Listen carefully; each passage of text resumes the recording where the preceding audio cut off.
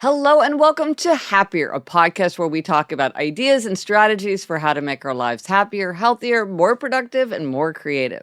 This week, we'll talk about why, perhaps counterintuitively, it's a good idea to state our preferences. And we'll discuss a question from a listener who faces an unusual challenge from her in-laws. I'm Gretchen Rubin, a writer who studies happiness, good habits, the five senses, human nature. I'm back in my little home office in New York City, and joining me today from LA is my sister Elizabeth Kraft.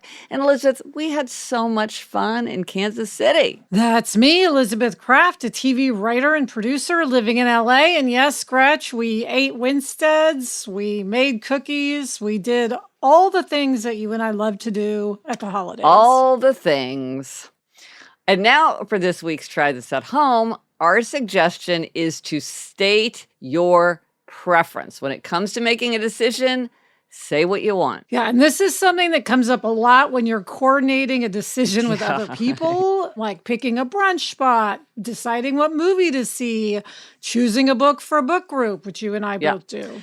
So here's the thing. It's easy to assume, I think many of us do assume, that we will seem more likable and more accommodating when we express no preference, when we say, oh, I don't care, I'll let you decide.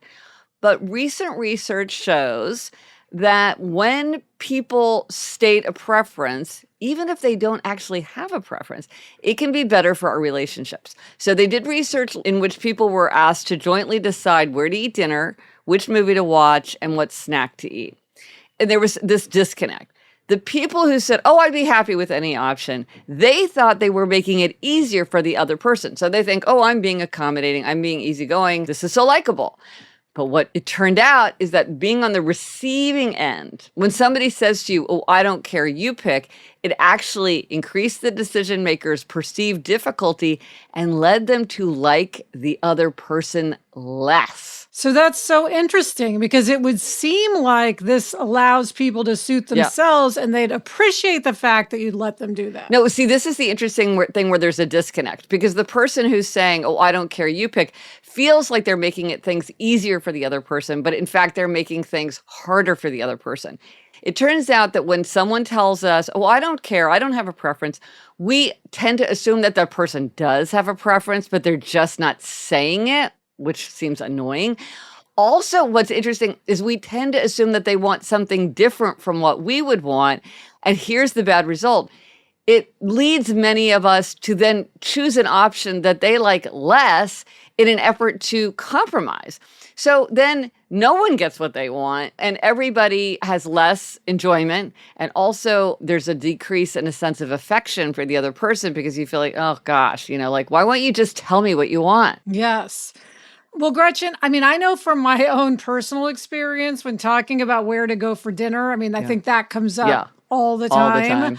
I do find it annoying. Like if Adam says you choose, I would much prefer that he say, well, I'm really in the mood for a burger or something. So we have a place to go. And I know he feels the same. Yeah. He hates it if I just say, oh, whatever you want. Right. We're always passing the hot potato back and forth. Yeah, it seems like you feel like you're being more likable and more accommodating, but actually people do appreciate it if you state a preference. But what if you really don't care? So here's some things that you can try, some which were suggested by the research and some I just think are interesting to think about. Like, how can you make it easier for the other person to pick what they want if you're like, I really don't care. So somebody might as well get what they want. Okay. So one thing you can do is you can eliminate less favorable options.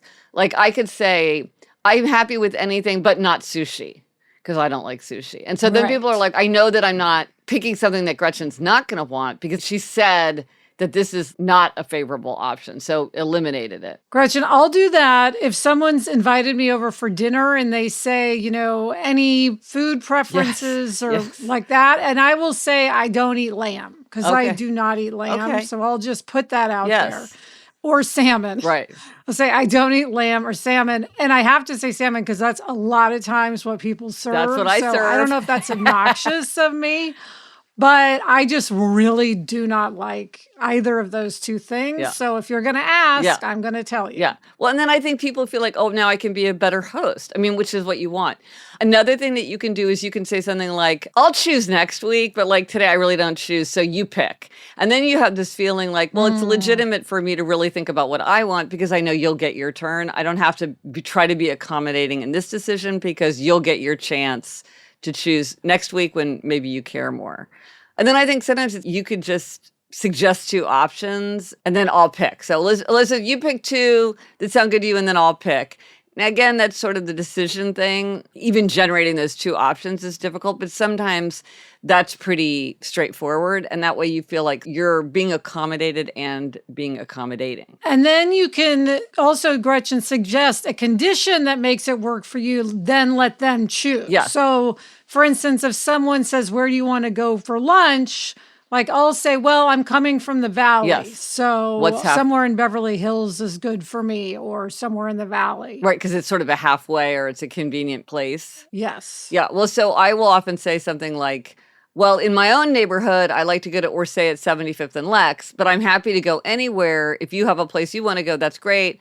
But it's helpful if it's near the 456 subway line. Because what people often say is, well, actually, I have to be back by a 2:30 meeting, so can we do it in Midtown? And I'm like, that's great.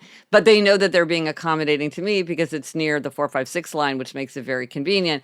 But then sometimes people really don't care. And they're like, oh, let's just go to Orsay, which is great for me because then it's literally a very short walk. Yes. And now that I know that, I don't have to like figure that out every time. But it really does allow people to graciously accommodate each other in a way where really they are getting what they want, which is I don't want to travel an hour and 15 minutes to go to a place that's 5 blocks from your house. But so how do we do that in a nice way? Yeah. Sarah and I have taken to saying we usually pick Kiwami for lunch, but we're happy to go anywhere. Right. So that way we've stated a preference, but if they don't want to go to Kiwami, we can go somewhere else. Well, and this reminds me of a related choice-making tool. I just want to mention this because I think this is very clever. It's kind of for a more complex kind of decision.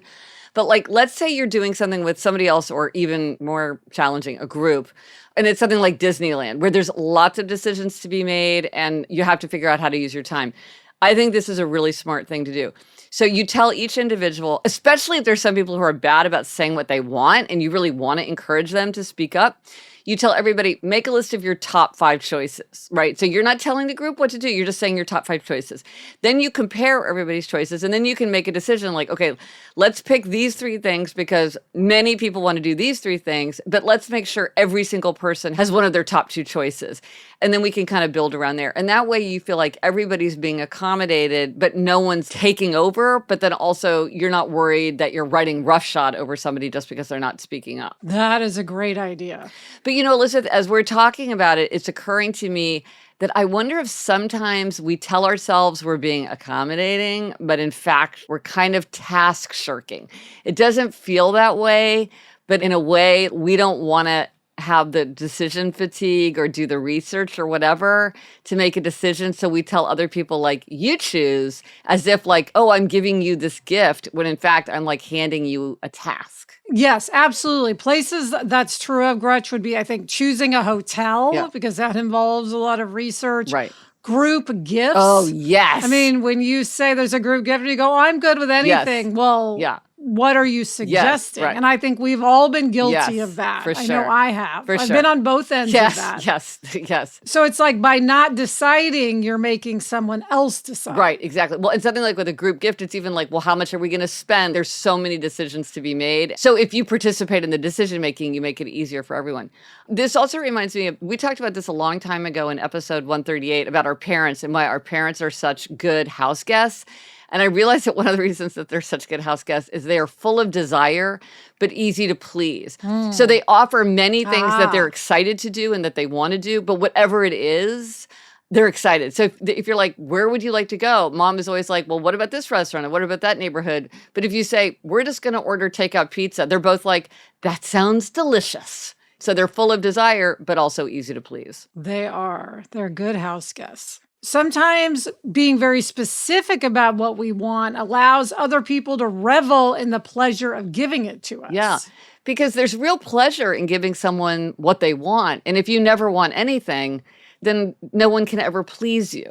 So I think sometimes it is fun to say, it's like my friend who, when she would ask her husband, what do you want for dinner? He would say, everything you make is good.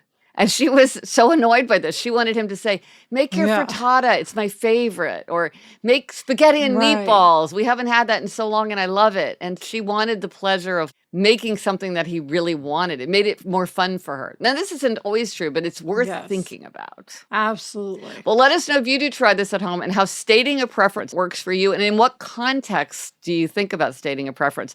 So let us know on Instagram, Threads, TikTok, Facebook. Drop us an email at podcast@GretchenRubin.com. Or as always, you can go to the show notes. This is happiercast.com/462 for everything related to this episode. Coming up, we have a habit hack, but first, this break.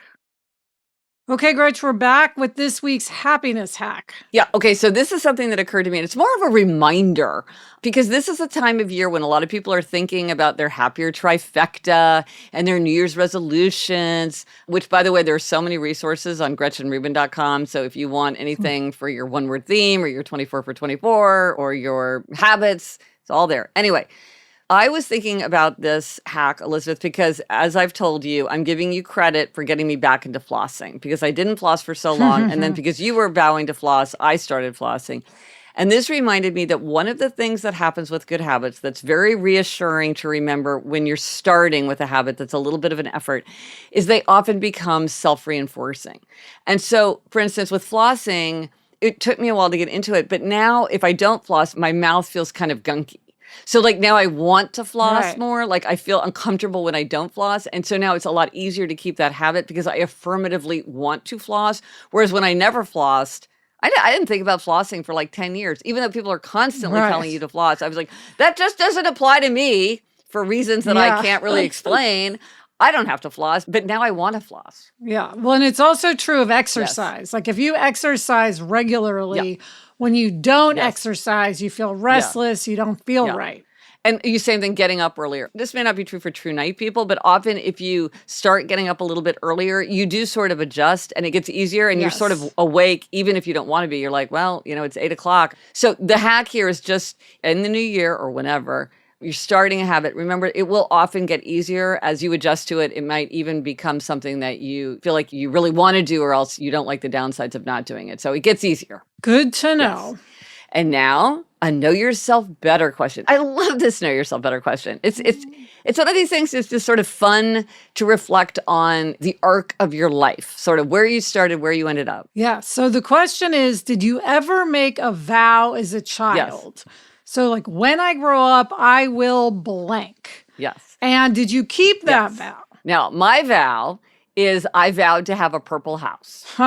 And I do not have to keep that vow because I live in an apartment building, so I cannot control it. But I will point out that I have 2 rooms in my apartment that are purple, which is fairly unusual.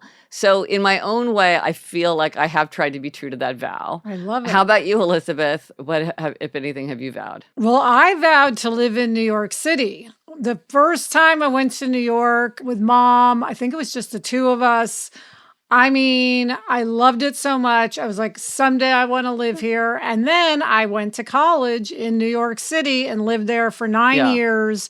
And I'm so happy that I made that vow and kept that vow. Well, I made a vow that I did not keep. So when we were growing up, our father really loves German chocolate cake. And so that was our tradition. We would cook him a German chocolate cake from scratch for his birthday. And of course, you know, Mom was like, okay, you can only have so many spoonfuls of this or that. And I vowed when I'm a grown-up, I'm going to make a German chocolate cake. I'm going to make many German chocolate cakes. The first time I'm going to eat as much batter as I want. And then I'm going to eat as much frosting as I want. And then I'm going to eat as much finished cake as I want. Because each stage is so delicious and no one ever lets me have all I want. But I have not kept that vow. Oh, you haven't. Yeah, that was before you swore off But sugar. that's why I had to quit sugar because I was the kind of person who I was like, All I want to do is sit down and eat an entire bowl full of German chocolate cake batter. Yeah, well, I will say that German chocolate cake is my favorite dessert of all time. Beyond good. We haven't made it for him in a long time. Maybe we should do that again.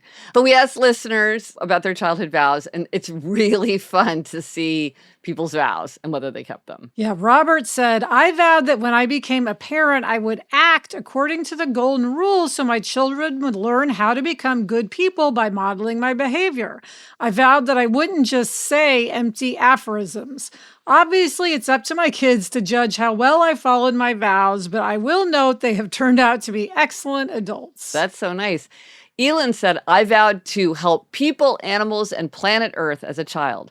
I've been doing that every day for more than 20 years now and achieved more than my 6-year-old self dreamed possible. I also wanted a cat and a dog and have now fostered and adopted over 60 cats and 6 dogs. So yeah, target smashed. Okay. I love it. Carrie says, I vowed to never serve my children powdered milk, and I have definitely kept that promise. Monique said she vowed to be a teacher, and I am. There were many detours. I didn't become one until I was 48. Wow, vow kept. Terry said, I grew up in a house filled with smoke and vowed to never smoke. I kept that promise to myself. Karen said, I vowed that I would never take vacation time to clean and organize my house. Vow kept. Christine said, I vowed I would go out every night. I could not imagine having the freedom to do whatever I wanted as an adult and choose to stay home.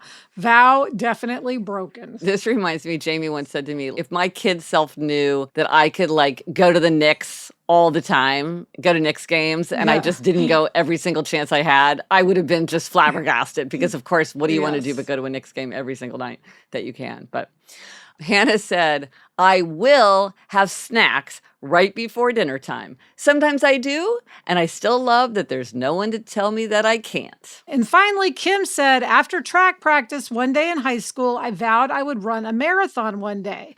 At 52 years old, I ran the Marine Corps Marathon this year. Wow, vow kept. Congrats. Excellent. Gold star. Well, this is so fun. Let us know what your vows are. For some reason, I think this is just fascinating. And it's very exciting to realize that you've kept a childhood vow or decided against a childhood vow out of adult wisdom. It's just an interesting way to reflect on yourself. Yes. And now, a listener question. This is interesting. Yes. And this comes, Gretchen, from Anonymous, who says, my in-laws are loving and well-intentioned, but they are so much. Anytime I express the slightest liking or interest in something, they shower me with stuff related to it. I said that I had a nice time baking cookies with my daughter, and the next time we all saw each other, they gave me 2 cookie sheets, a spatula, a mixing bowl, 3 cookbooks, and an apron. When I mentioned that I like olives, they gave me 10 giant jars of different varieties of olives. And now every time my family goes to their house, they have a big bowl of olives and say to me, we know these are your favorite, eat all you want. I like olives, but now I feel a huge pressure to eat a lot of them.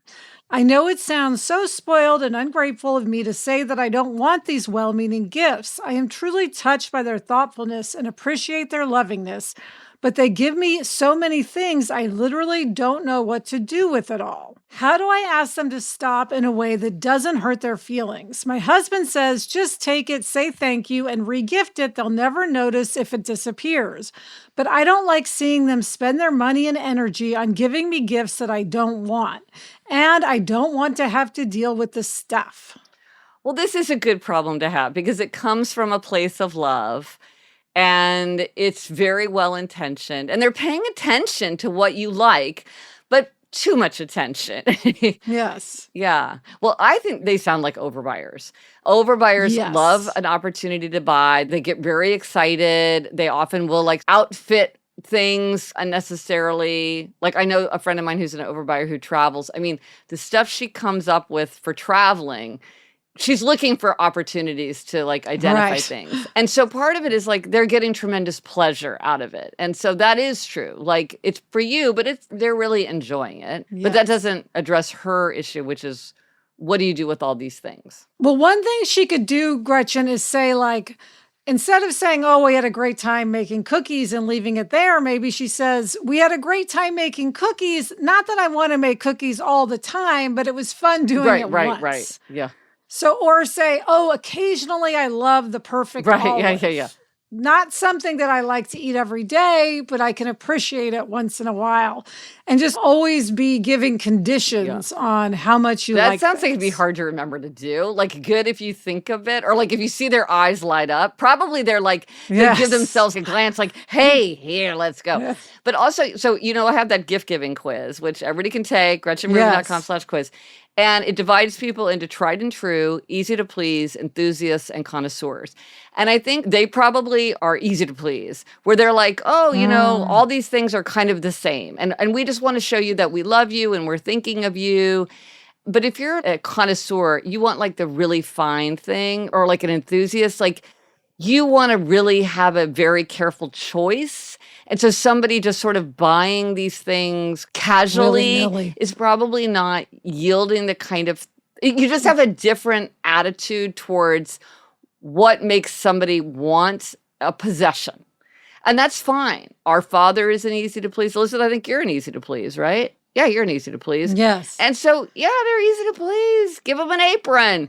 But you get a connoisseur, you get an enthusiast. Sometimes they're like, ooh, I only want this I want pockets. I don't like a strap that is adjustable. They got all their things that they want. Yeah. And so they feel like, oh, these gifts are great. And maybe they're not so aware of it. So maybe that doesn't help with your problem, but it might help you understand their point of view, which is they just don't understand why you're not so excited. Like, oh, 3 cookbooks. It's like, but I want the cookbooks that I want. I don't want just any cookbook. Yeah. So as to how to deal with the problem, Gretchen, it may be an instance where she may have to just think, my husband knows his family. And if he thinks I should just take these things and then re-gift or donate, then just do it, because, again, the big issue is getting along with your in-laws. And it sounds like you have great in-laws. So sometimes you just take people for what they are and accept their quirks. Right. Because the thing is, giving and getting gifts is very, very important to relationships. I mean, maybe their love language is giving and receiving gifts. And so this is a really important way for them to feel like they're showing their love for you. And while you're sort of like, oh, you don't need to shower me with these gifts, for them, it's really important. So yeah, maybe. But I'd be very curious, listeners, what are other solutions that we're not thinking of? Because we don't want to add to the landfill. We want people to want their possessions, but this is a tricky one. Yeah, I think a lot of people deal with this with grandparents and grandchildren. Oh, yeah. We've heard from many listeners who are trying to stop the grandparents from overloading grandchildren with gifts. So this definitely comes up. Yeah, interesting. All right, Gretch, coming up, I have something of a repeat demerit with a slight twist. But first, this break. Okay, Elizabeth, demerits and gold stars. And we really do often have a repeat demerit. So what is your demerit and what is your twist? Okay, well, it's a repeat demerit because it's my same demerit as Halloween. Okay. But the twist is I'm talking about Christmas now, not Halloween. Oh, wow. Which is that we did not decorate in a timely manner. So we were leaving for Kansas City on a Thursday. We got our Christmas tree Monday night. And then didn't put the lights on until Tuesday. And then didn't decorate with ornaments until Wednesday. So that is not a timely manner when you're leaving to go away on Thursday. Okay, I have a few questions about this demerit. I mean, one thing you could say is it's really the process of getting the tree and putting on the ornaments that's the fun. So you could argue that you had the full experience, even though you weren't enjoying the way they look. But it is true that holiday decorations tend to extend longer. So that's how you feel. Yeah. Well, I mean, I just think if you want to have that festive December feeling, you need the decorations out earlier than the day before you're leaving. Well, here's another question. So when we go to Kansas City, our parents do an amazing job with holiday decorations. I mean, it is beautiful and gorgeous. Do you think that it's sort of like, well, you're entering into the decoration zone. And so you're sort of like, well, I don't need to do it as much here in Los Angeles because when we go to Kansas City, will have that atmosphere. I do think unconsciously, yes, that is going on. Like, I'm like, am I really going to decorate? I'm not totally committed. And so I don't make that step. But I know that Jack really wants a tree every year, whether or not we're in LA. So at least I need to do the tree. And maybe we need to just set a date. Every year on X day, we get our tree and then go through with decorating it that day. Well, you know, when we were growing up, it was my birthday that was the catalyst. It was always like the Sunday after my birthday. And Jack and I have almost the same birthday. So I would throw that out there. But Elizabeth, I also say, like, you might have been having, I mean, it is a repeat Demerit, but on the other hand, you were just coming off major holiday responsibilities. So I do think maybe you just needed a little bit more recovery time. That was not a big window in between. That's true. Yes, it felt like I was still recovering from Thanksgiving. So that's true. Anyway, next year with the holidays, I will try to do better. Well, one thing I will throw in there is that the research does show that traditions make people happier and they help children feel more secure and like more attached to their family. But it's also true that traditions need to evolve and be realistic. One of the things we stopped doing was having a live tree because live trees are a lot of work. And it was just like, well, since we're going to Kansas City, and that was hard for me to let go of that. So there's ways to incorporate the traditions in ways that are realistic, but there's also something special about old-fashioned way of doing it. So, okay, Gretchen, what is your gold star? Okay, I've said this before. Okay, repeat gold star. It is so handy, especially in times like when there's a lot of stuff to be done. Both of my daughters, Eliza and Eleanor, love doing errands. This is like the greatest thing to have in a child. I know you get what you get and you don't get upset when it comes to your own child. But this is definitely something I'm very happy that I got because when they're not in school or whatever, they're just out and about. I'm like, hey, if you happen to go by a drugstore, could you get X? And they usually will. Or, hey, that is a nice quality. I need somebody to drop by. We had this mail theft in our neighborhood. So now we have to mail things at the post office, which is just, it's not that far away, but it's a nuisance. And I'll say to Eleanor, like, hey, will you just walk this over to the post office for me? And she's like, okay. I'm like, that is a handy thing in a child. That is. Way to go, Eliza and Eleanor. Maybe when Jack drives, he will do this. See, in LA, you have to drive everywhere. So he couldn't do an errand if he wanted to. But I remember when I was in high school, did you do this with your friends? We would run errands together. Like you'd go pick up a friend and like I would ride along while she was doing errands for her parents. It's just like, I gotta go. I gotta go to these 3 things for my parents. Come drive around with me. And we just drive around. I thought it was so fun. Yes. Okay, the resource for this week. Okay, this week is the anniversary of my book, The Happiness Project, which is amazing. And by now, you may have heard me talk about the fact that in 2024, I am redoing an official happiness project as part of this new course, The Happiness Project Revisited. So I am going to give away a free spot. Join me. And starting today, if you visit my profile on Instagram or Facebook, you will see some simple instructions about how to enter. I'll randomly select one winner and I'll announce it on social media by the 3rd of January. This is really unusual. I don't really do this, but you can get the whole course free of charge, Happiness Project Revisited, your happiness project, my happiness project. It's going to be super fun. So join in. And if you want more information, just go to GretchenRubin.com and you can read about it. That's so awesome. Yeah. And what are we reading, Elizabeth? What are you reading? I am reading Exit Interview, The Life and Death of My Ambitious Career by Christy Coulter. And I am reading Fourth Wing by Rebecca Yarros. And that's it for this episode of Happier. Remember to try this at home. State your preference.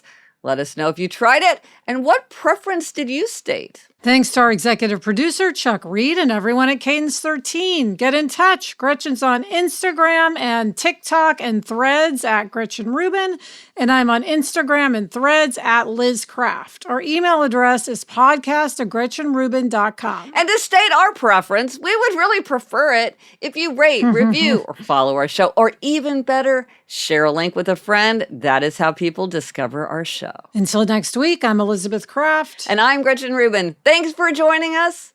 Onward and upward. Elizabeth, what is your favorite errand to do? My favorite errand is Probably going to the drugstore Mm. because, there's always stuff to look at. Yeah. I love a drugstore. How about you? I think needing to go buy something from a bookstore, I like to browse, but I get a special kick out of like going and picking something up. Speaking of visiting the drugstore, you know how I visit the Met every day? I was talking to a guy who says that he visits his big chain drugstore every day. Oh, And I was like, I 100% get that. There's so much happening in a large drugstore. It's yes. endlessly fascinating. I'm like, I would 100% commit to do that. Yes.